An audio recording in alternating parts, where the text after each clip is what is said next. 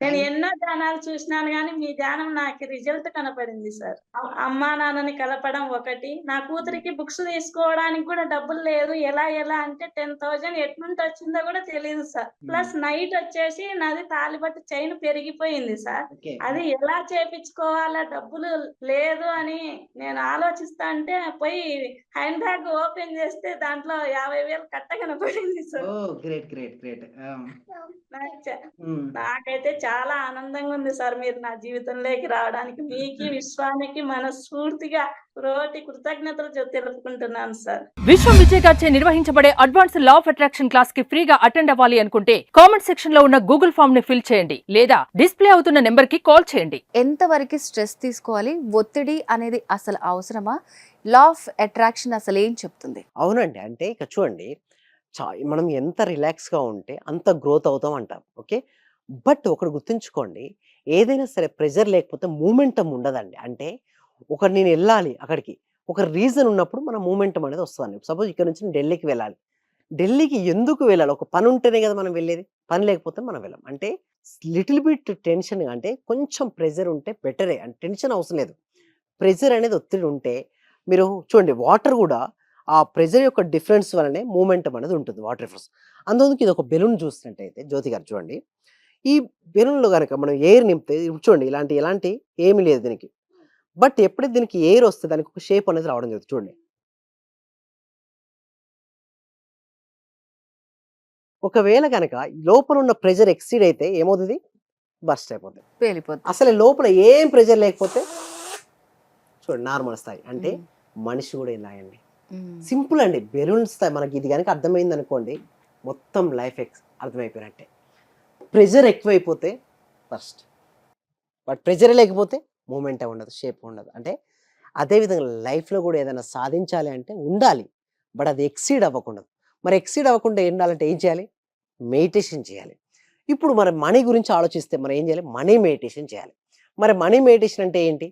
So, చూడండి, దేనిపైనైతే మనం శ్రద్ధ నిలుపుతామో దాన్ని ధ్యానంగా చేస్తుంటాం. అంటే ప్రతి పని కూడా ధ్యానమే అండి. అంటే అందుకోసమే మన పెద్దవాళ్ళు ఏమంటారంటే పరధ్యానం చేయకూడదంటారు. అంటే ఏ పని చేసేటప్పుడు ఆ పని యందు శ్రద్ధ గాకుండా వేరే పని యందు ఆలోచిస్తే అది పరధ్యానం. ఏ పని చేసేటప్పుడు ఆ పని యందు శ్రద్ధను కలిగిస్తే అది కూడా ఒక ధ్యానమే.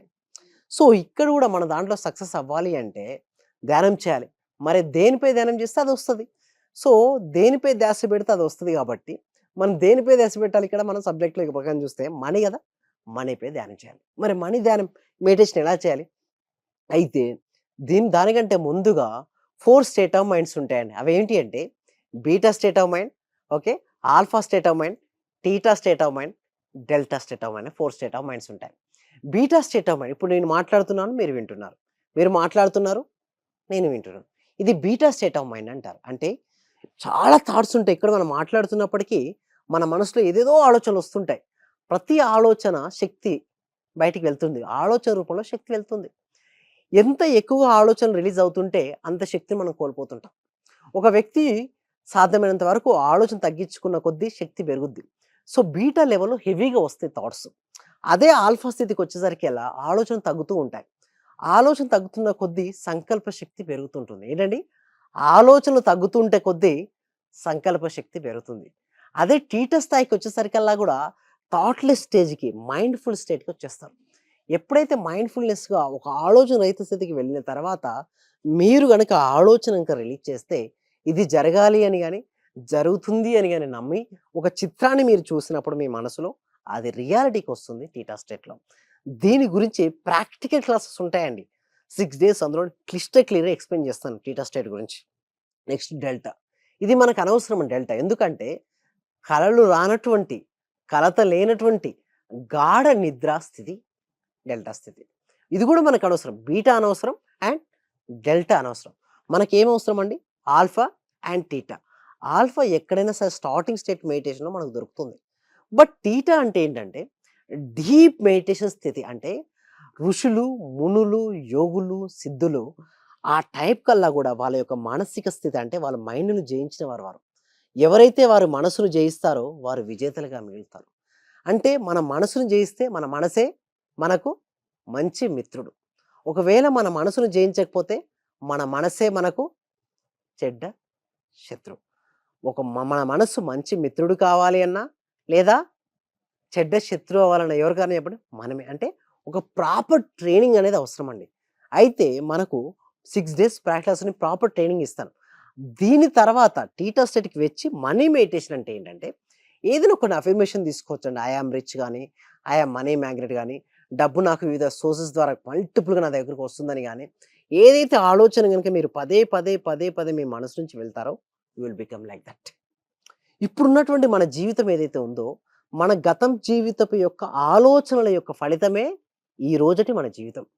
రేపటి జీవితం అద్భుతంగా, ఆనందంగా, అమోఘంగా, ఐశ్వర్యవంతంగా, డబ్బుతో, సిరి సంపదలతో, సుఖ సంతోషాలతో, భోగభాగ్యాలతో ఉండాలనుకుంటే ఈ రోజు నుంచే మన ఆలోచనలు మార్చుకొని, నిజంగా నేను బాగుంటాను, నా జీవితం బాగుంటుంది, ఆ విధంగా గనక ధ్యానం చేయడం మొదలుపెడితే అన్నీ అంటే కంటిన్యూస్‌గా నేనేం చెప్తానంటే ప్రాక్టీస్ గోల్డ్ కలర్ ఇమాజినేషన్ చేసుకోమని. ఆ ఫ్లో ఆఫ్ లైట్స్ అంటే ఫ్లో ఆఫ్ బంగారపు కాంతితో మనం పడ్డట్టుగాను, బంగారపు ఆర విస్తరిస్తున్నట్టుగాను, గోల్డ్ కాయిన్స్ పడ్డట్టుగాను. సో, లాట్ ఆఫ్ థింగ్స్ ఉంటాయండి. సో, ఇట్లా మనం చేసుకుంటూ లోపల పాజిటివ్ అఫర్మేషన్స్ అంటే ఎప్పుడూ మనీ గురించి పాజిటివ్‌గా రిపీట్ చేస్తూ ఉండాలి. ఎందుకు మనీ రాదు అంటే మనీ గురించి నెగెటివ్ విన్నా సాధ్యమైనంత వరకు లాసెస్ గురించి వినకండి. నెగెటివ్ గురించి వినొద్దు. ఎందుకంటే మీరు ఎంత ఎక్కువగా నెగెటివ్ గురించి చూసినా, నెగెటివ్ గురించి విన్నా, నెగెటివ్ మాట్లాడినా మీరు దాన్నే ఆకర్షించుకుంటారు. ఎందుకంటే లోపల ఏదైతే ఉందో బయట అది ఆకర్షించబడుతుంది. అంటే లోపల దేని ఆలోచన ఉంది? నెగెటివ్ ఆలోచన. అందుకోసమే మనీ గురించి ఇప్పటివరకు మీ వదిలేయండి స్థితిగతులు ఇప్పటివరకు. బట్ రేపనే రోజు ఎలా ఉంటుందంటే మీరు ధనవంతులుగా మారిపోతారు. మారాలి అంటే ఆలోచన విధానం మారాలి. అయితే దీని గురించి వెస్టర్న్ కంట్రీస్‌లో చాలా రిసర్చ్ జరిగిందండి జ్యోతి గారు. జరిగిన తర్వాత వాళ్ళు ప్రూవ్ చేసింది ఏంటంటే, ఎవరైతే ధనం వైపుకు పాజిటివ్ యాటిట్యూడ్‌తో ఉన్నారో వాళ్ళని ఆకర్షించబడ్డారు. ఎవరైతే మనీని తక్కువ చేసినా, దానిపై శ్రద్ధ లేదనుకోండి, మనీ రాలేదు. అంటే ఇక్కడ చూస్తే శ్రద్ధవాన్ లభతే జ్ఞానం, శ్రద్ధవాన్ లభతే ధనం. శ్రద్ధ ఉంటేనే జ్ఞానం, శ్రద్ధ ఉంటేనే ధనం. సో, ధనం రావాలంటే మనం శ్రద్ధ వహించాలి. సో, ఏ పని చేసినా ఆ పని యందు పూర్తి శ్రద్ధతో అంటే మైండ్‌ఫుల్‌నెస్ అంటే మీరు టీ తాగుతున్నప్పుడు కేవలం టీ తాగడం పైనే శ్రద్ధ. కేవలం ఇప్పుడు మాట్లాడుతుంటే కేవలం మాటలపైనే. వాక్ చేస్తున్నప్పుడు ఆ గాలి సౌండ్స్, స్నానం చేసేటప్పుడు ఆ నీటి స్పర్శ. సో, ఆ పూల యొక్క స్మెల్ అంటే మనం ఏదెక్కడ చూస్తుంటే అక్కడంటే ఇప్పుడు సూర్యోదయాన్ని చూస్తూ ఉంటాం. ఆ సూర్యకిరణాలను గమనించడం అంటే ఎరుకను కలిగి ఉండడం. ఎవరైతే అంత మైండ్‌ఫుల్‌నెస్‌తో సూపర్ కాన్షియస్‌తో ఉంటారో వారు ధనవంతులు ఈజీగా అవుతారండి జ్యోతి గారు. ఓకే అండి విజయ్ గారు. సో, స్ట్రెస్ మనం ఎంతవరకు తీసుకోవాలి? అది మనకి ఎలా ఉపయోగపడుతుందని దాని గురించి చాలా బాగా తెలియజేశారండి. Thank you so much. Thank you so much అండి. సర్వే జనా సుఖినో భవంతు. సమస్త లోకా సుఖినో భవంతు.